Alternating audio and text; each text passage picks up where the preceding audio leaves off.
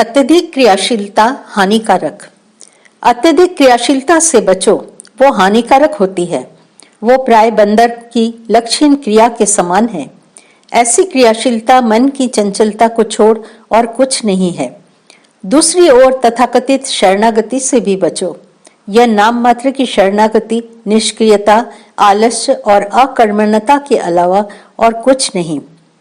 यह लक्षहीन क्रियाशीलता के समान ही बुरी है, बल्कि संभवतः उससे भी कहीं अधिक बुरी।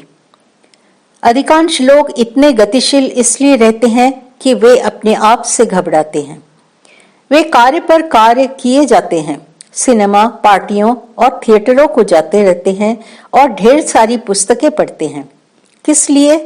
केवल अपने आप को व्यस्त रखने के लिए, अपने मन को अपने आप से हटाने के लिए।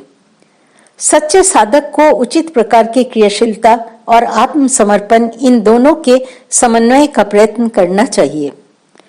हम स्वयं अपने उद्धारक हैं। यमे वैश्य वृणुते तेन लभ्यस्तस्य च आत्मा विवृणुते तनुम स्वाम।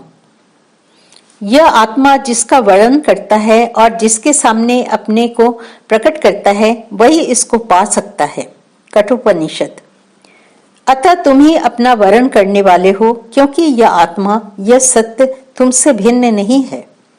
यदि तुम सचमुच यह निश्चय कर लो कि तुम सत्य को जान लोगे और निश्चय के अनुसार प्रयत्न में लग जाओ, तो तुम सत्य स्वरूप ही हो जाओगे। आध्यात्मिक अनुभूति का अर्थ है आत्मानुभूति।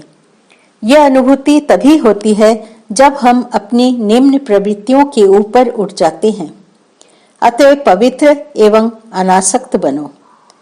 स्वामी विवेकानंद की प्रार्थना थी, मुझे विवेक दो, वैराग्य दो, भक्ति दो, ज्ञान दो।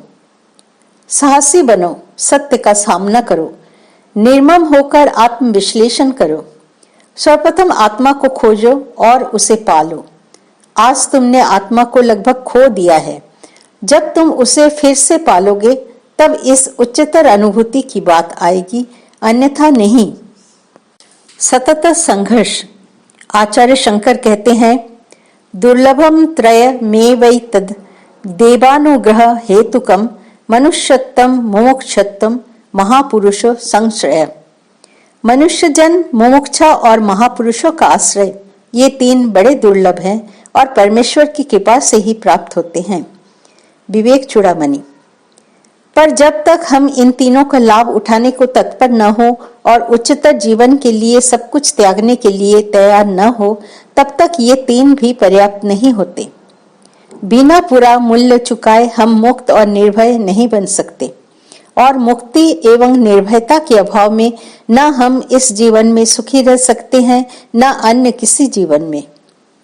अतः हमें सर्वोत्कृष्ट के लिए अपनी समस्त क्षुद्र भावनाओं एवं व्यक्तिगत इच्छाओं को त्यागने के लिए तैयार रहना चाहिए। तभी एक दिन सर्वोच्च को हम पा सकेंगे। संघर्ष, संघर्ष, संघर्ष, यही एकमात्र पथ है। हम ध्यान रखें कि हमें मुक्ति यही और अभी इसी जीवन में प्राप्त कर लेनी है। इंद्रियों का संयम ही सच्ची स्वतंत्रता है। हमारे लिए स्वाधीनता की सही धारणा होना आवश्यक है। क्या हम इंद्रियों के लिए स्वाधीनता चाहते हैं? क्या हम भोग की अनुमति चाहते हैं अथवा इंद्रियों से स्वाधीनता चाहते हैं? स्वाधीनता का सही आशय क्या है? क्या मन को भोग के पीछे दौड़ने देना और इंद्रियों का गुलाम बन जाने देना स्वाधीनता है? इस प्रकार अपनी कब्र स्वयं खोदना क्या स्वाधीनता है? अथवा स्वाधीनता इसमें है कि हम अपनी इच्छाओं पर नियंत्रण और स्वामित्व प्राप्त कर ले और इस प्रकार इंद्रियों और उनकी लालसाओं से मुक्त हो जाए। यही वो अवस्था है जिसे आत्मा की स्वाधीनता को प्राप्त होना कहते हैं। जब तक हम अपनी दास प्रवृत्ति से चिपके रहेंगे और इंद्रियों के द्वारा गुलामों की तरह परिचालित होते रहेंगे, तब तक हम प्रगति नहीं कर सकते। इंद्रिय संयम और पवित्रता का जीवन ही मुक्ति प्रदान करता है। आध्यात्मिक जीवन में भौतिक अथवा मानसिक किसी भी प्रकार के रोमांस के लिए स्थान नहीं है।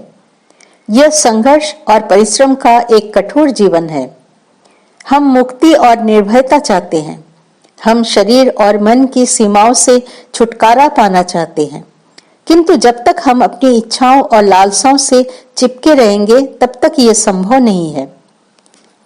साधना की बात तब आती है जब हम कार्य करने में थोड़ा बहुत स्वतंत्र होते हैं। तभी वास्तव में आध्यात्मिक जीवन की शुरुआत होती है। जो आत्मा को भूल जाते हैं, अपनी वास्तविक सत्ता को विस्मृत कर देते हैं, वे मानो आत्मघाती हैं, क्योंकि वे अपने इस व्यवहार से आत्मा को खो बैठते हैं। उपनिषद में ऐसे ही लोगों के लिए कहा है, ते च आत्महनो जना। जब तक हमारे मन में दासता की गंध बनी हुई है, जब तक हम गुलाम के समान इंद्रियों के द्वारा परिचालित होते हैं, तब तक हम आगे नहीं बढ़ सकते। इंद्रिय संयम और शुचिता का जीवन ही हमें मुक्ति के पथ पर आगे बढ़ाता है। संसारी व्यक्ति चाहे जो कहे, पर आध्यात्मिक प्रगति का अन्य कोई उपाय नहीं है। मृत्यु का चिंतन। एक बार राजा को उच्चतर जीवन व्यतीत करने की सलाह दी गई, परंतु उसे यह प्रयास पर्याप्त कठिन जान पड़ा।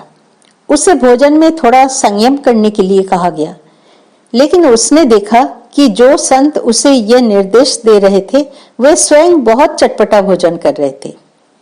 राजा ने पूछा, आप इतना गरिष्ठ भोजन करते हैं, तब भी आप अपना मानसिक संतुलन कैसे बनाए रखते हैं? संत ने उत्तर दिया, मृत्यु का विचार सदैव मेरे मन में बना रहता है और यही मुझ पर विशेष प्रभाव डालता है। ईश्वरीय या उच्चतर विधान का पालन करो, निराशावाद अथवा आशावाद की चिंता मत करो। आदर्श को छोड़ और सभी बातों के प्रति उदासीन रहना सीखो। अन्य सभी, विशेषकर भौतिक जीवन संबंधी चिंताओं को भुला देना सीखो। हम में किसी भी बात से विचलित हुए बिना पूर्ण मानसिक संतुलन बनाए रखने की क्षमता होनी चाहिए।